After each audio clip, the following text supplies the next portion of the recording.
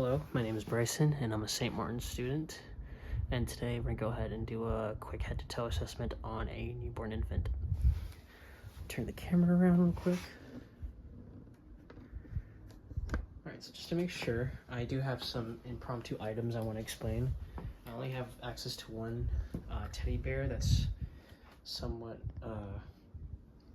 not related, but somewhat similar to a baby.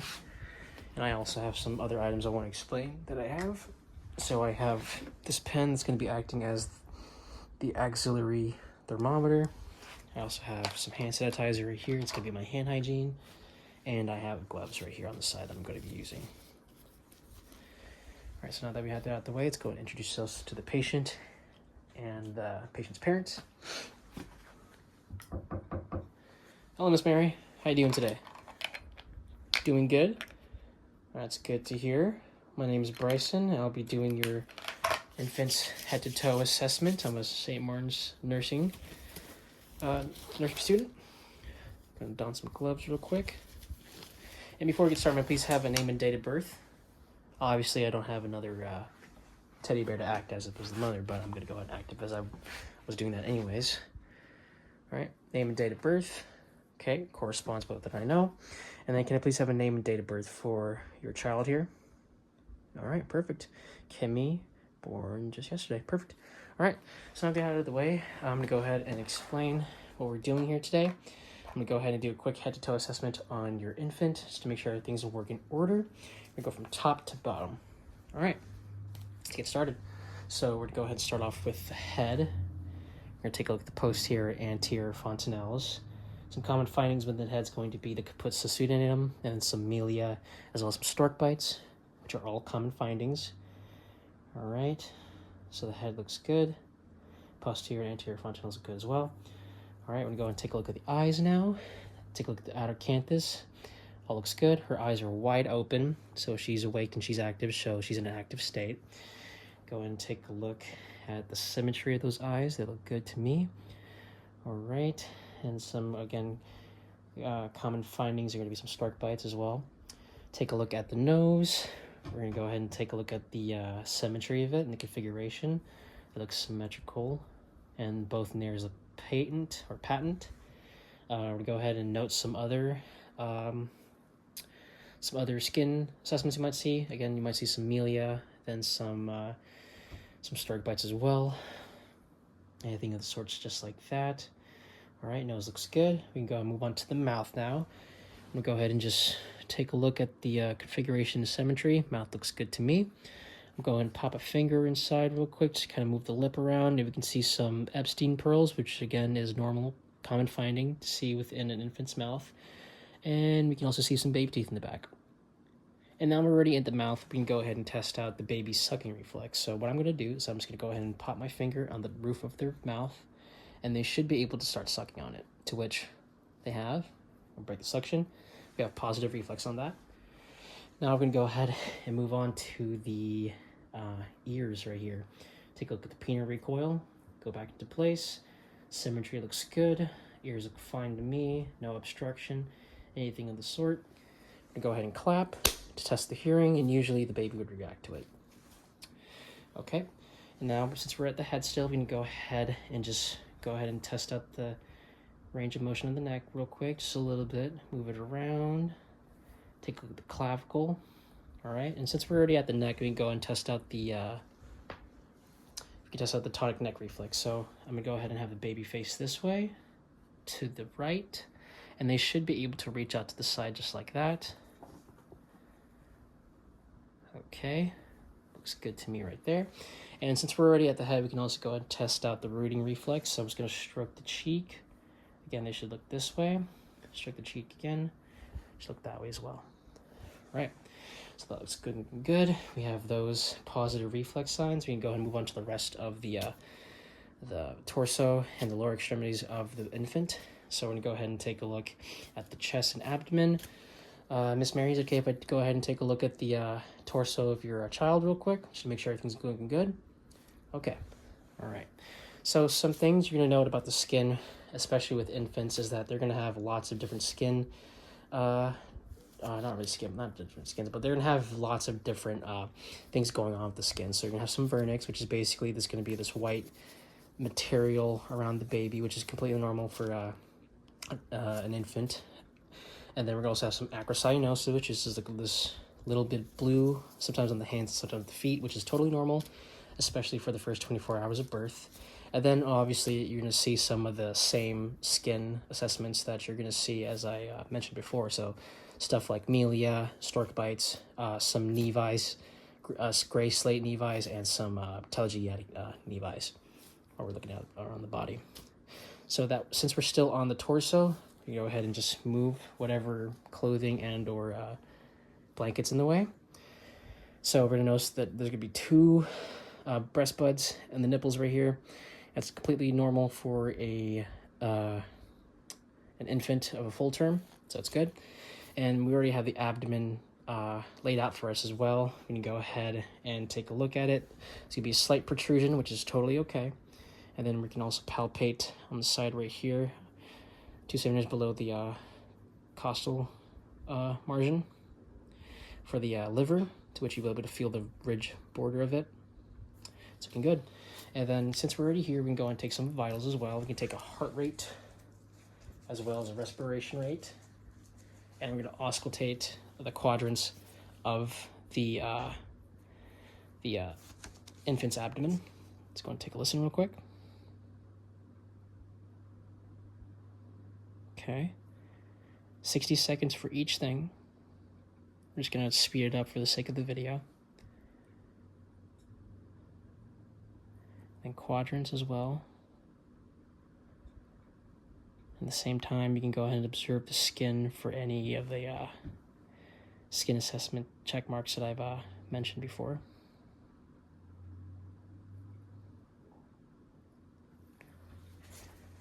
Okay, we can also go and take the axillary temperature of the infant as well. Okay, just let that do its thing. Gotta go ahead and then we'll go ahead and remove the thermometer right there.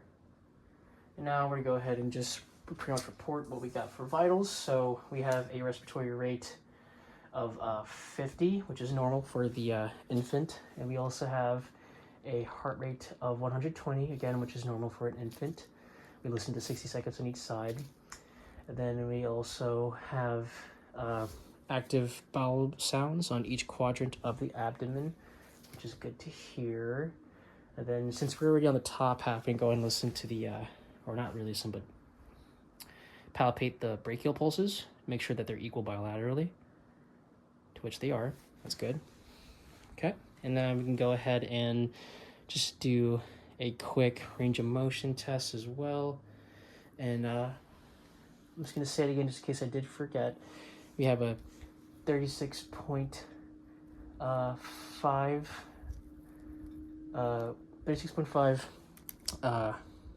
degrees Celsius for the temperature. Now that I got that out of the way, let's go ahead and move on with the range of motion. So we have the arms right here. We're just going to go ahead and move them around just like that, back and forward. Take a look at the digits of the hands as well. Make sure there's 5 on each. That's good. And then we're going to also take note of the creases of the hands, which are present as well. We go ahead and lay our fingers on the palm of their hands. This should show us the palmar grasp, and their fingers should curl towards our fingers. All right, so we got the positive right there. That's looking good. All right, and then we're going to move on to the lower half right here. We're going to do the Barlow. We're going to go and just press down on the hip, just like that.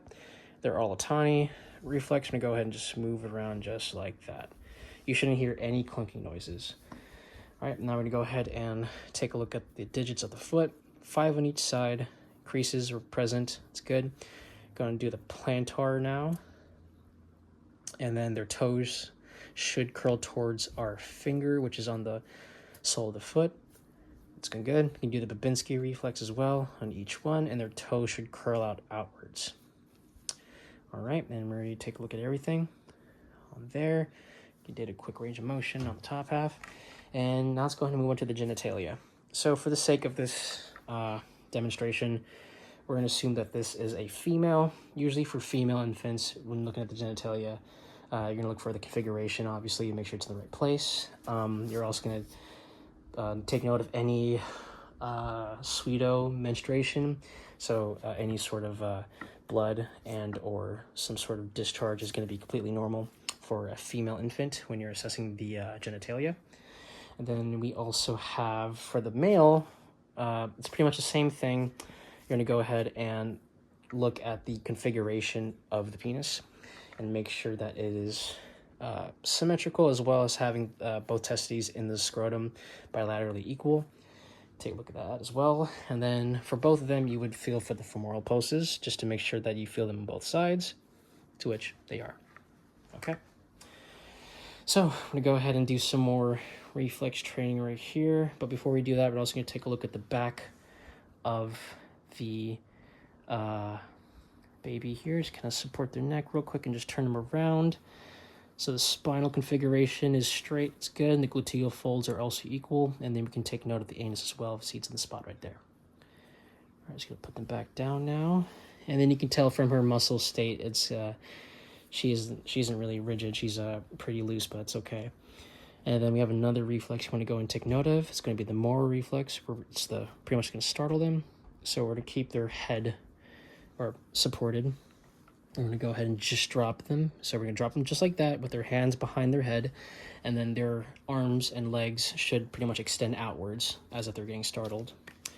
And then another thing you want to go ahead and test out here is the walking reflex. Just going to pick them up, place their foot on whatever bed and or table that they're on, and then they should act as if they were stepping on it and they're walking.